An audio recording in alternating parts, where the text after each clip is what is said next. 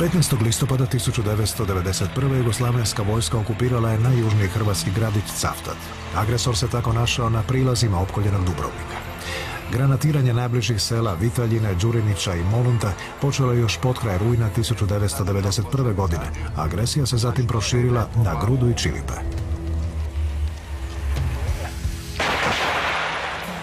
Uslijedila je neravnopravna borba između jugovojske i slabo naoružanih branitelja.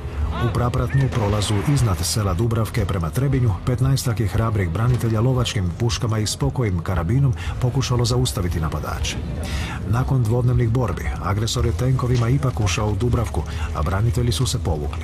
Jedna se skupina povukla iza Dunavskog brda i tamo bez hrane u studeni proboravila do oslobođenja Konovala. Druga je u Karasovićima pokušala zaustaviti prodor iz smjera Debelog Brijega, a treća je pokušavala izvući top iz obruča na Resnici kod Mikulića. Zarobljeni Hrvati zatočeni su u koncentracijskom logoru Morinju. Uslijedile su borbe oko Oboda i Zvekovice, ali se stanovništvo Konavala pred granatiranjem povukla u Cavtat i Dubrovnik. Tijekom pregovora s predstavnicima Ujedinjenih naroda jugovojska je okupirala Konavle i ušla u Cavtat. Uslijedile su neviđene pljačke napuštenih kuća, a sve mlade ljude slalo se u zloglasni koncentracijski logor u Morinju. Kuće nisu bile toliko oštećene u napadu koliko tijekom okupacije, kada je počelo sustavno uništavanje naselja, posebno Čilipa.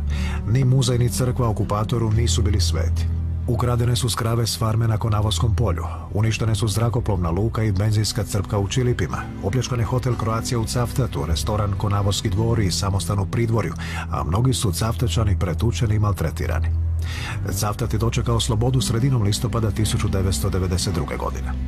9 godina poslije crnogorski predsjednik Milo Đukanović izrazio žaljenje za sva stradanja koje stanovnicima Cavtata nanio bilo koji predstavnik Crne Gore u sastavu nekadašnje JNA.